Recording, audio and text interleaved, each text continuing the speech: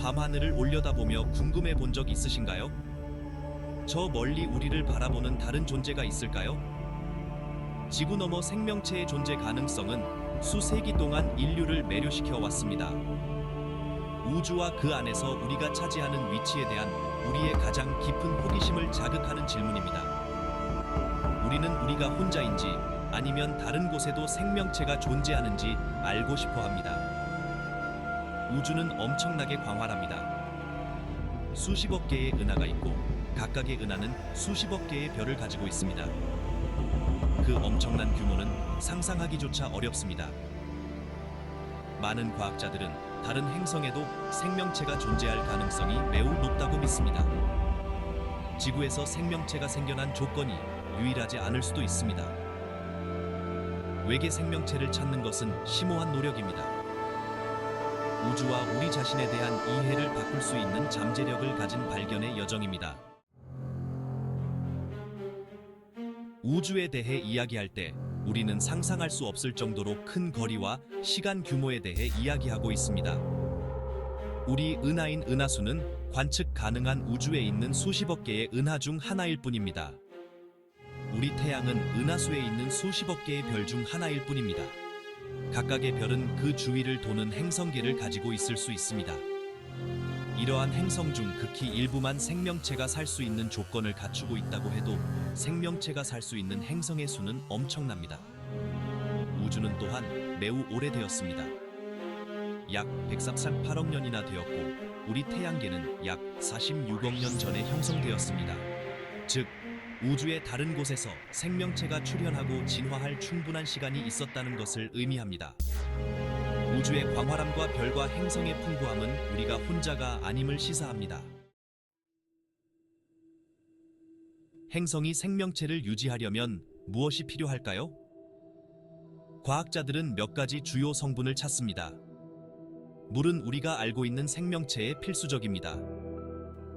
화학 반응의 용매 역할을 하며 생물학적 과정에서 중요한 역할을 합니다.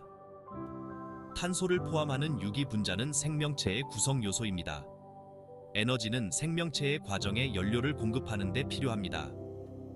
이 에너지는 우리 태양과 같은 별이나 행성 내의 화학 반응에서 나올 수 있습니다. 마지막으로 안정적인 환경은 생명체가 번성하는 데 매우 중요합니다. 즉, 행성은 적절한 온도 범위, 보호 대기 및 비교적 안정적인 궤도가 필요합니다. 이러한 성분이 있는 행성은 잠재적으로 거주 가능한 것으로 간주되며 이러한 행성을 찾는 것은 외계 생명체를 찾는 데 있어 주요 초점입니다. 과학자들은 특히 별 주위의 생명체 거주 가능 영역에 위치한 행성에 관심이 있습니다. 이곳은 행성 표면에 액체 상태의 물이 존재하기에 적절한 온도인 지역입니다. 이 영역의 행성은 너무 뜨겁지도 않고 너무 차갑지도 않아서 우리가 알고 있는 생명체에 적합하기 때문에 종종 골디락스 행성이라고 불립니다. 물론 생명체 거주 가능 영역에 있다고 해서 행성이 생명체를 유지할 수 있다는 보장은 없습니다. 행성의 대기, 지질 활동과 같은 다른 요인들도 역할을 합니다. 그러나 생명체 거주 가능 영역에서 행성을 찾는 것은 지구 너머 생명체를 찾는 데 중요한 단계입니다. 5장 빛과 그림자를 찾아서 다른 별 주위에서 행성을 어떻게 찾을까요? 한 가지 방법은 별의 밝기가 아주 조금 어두워지는 것을 찾는 것입니다. 행성이 우리의 관점에서 별 앞을 지나갈 때 별빛을 아주 조금 가립니다.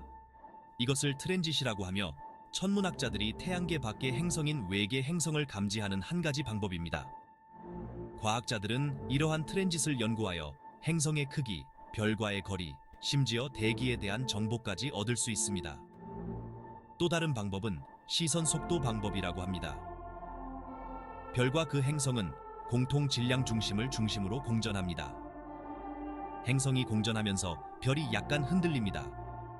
천문학자들은 별빛의 변화를 찾아 이러한 흔들림을 감지할 수 있습니다. 6장 속삭임에 귀 기울이기. 과학자들은 다른 행성에서 생명체의 징후를 찾는 것 외에도 지적 문명의 신뢰도 귀를 기울이고 있습니다. 전파 망원경은 기술적으로 진보된 문명의 존재를 나타낼 수 있는 인공 전파 신호를 찾기 위해 하늘을 스캔하는 데 사용됩니다. 이러한 신호는 우주로 보내는 의도적인 메시지일 수도 있고, 라디오 및 텔레비전 방송과 같이 기술에서 의도치 않게 유출된 것일 수도 있습니다. 아직 외계 지능체로부터 확인된 신호는 감지되지 않았지만 탐색은 계속됩니다. 다른 문명과 접촉할 수 있는 가능성은 구미가 당기는 전망입니다. 7장 생명 신호 찾기. 다른 행성에 생명체가 존재한다는 증거는 무엇일까요? 과학자들은 생명체가 존재한다는 화학적 또는 물리적 징후인 생명 신호를 찾습니다. 여기에는 산소, 메탄 또는 오존과 같이 행성의 대기에 특정 가스가 존재하는 것이 포함될 수 있습니다. 이러한 가스는 종종 살아있는 유기체에 의해 생성되므로 이들의 존재는 생명체를 나타낼 수 있습니다. 다른 생명 신호로는 유기 분자의 검출이나 식물이 광합성에 사용하는 엽록소와 같이 특정 방식으로 빛을 흡수하거나 반사하는 색소의 존재를 들 수 있습니다. 생명 신호를 찾는 것은 복잡하고 어려운 일이지만 외계 생명체를 찾는 데 매우 중요한 부분입니다. 8장 별과 별 사이의 거리라는 과제. 별과 별 사이의 광대한 거리는 외계 생명체를 찾는 데 큰 걸림돌이 됩니다. 우리 태양계에서 가장 가까운 별 시스템인 알파 센타우리조차도 4광년 이상 떨어져 있습니다. 즉, 우주에서 가장 빠른 빛조차도 그곳에서 지구까지 이동하는 데 4년 이상이 걸린다는 것을 의미합니다. 이것은 별과 별 사이의 통신과 여행을 매우 어렵게 만듭니다. 그러나 과학자들은 언젠가 다른 별 시스템에 도달할 수 있도록 핵융합 우주선이나 광돛과 같은 성간 여행을 위한 다양한 개념을 모색하고 있습니다. 성간 여행은 아직 먼 꿈으로 남아있지만 그러한 도전은 우리가 과학과 기술의 한계를 뛰어넘도록 고무시킵니다.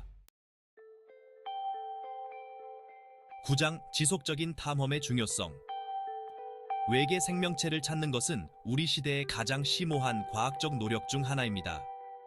그것은 인류의 가장 큰 질문, 즉 우리는 혼자인가? 생명의 기원은 무엇인가? 우주에서 생명의 미래는 무엇인가? 에 대한 답을 줄 수 있는 잠재력을 가지고 있습니다. 외계 생명체에 대한 확실한 증거를 찾지 못하더라도 탐색 자체만으로도 매우 가치가 있습니다.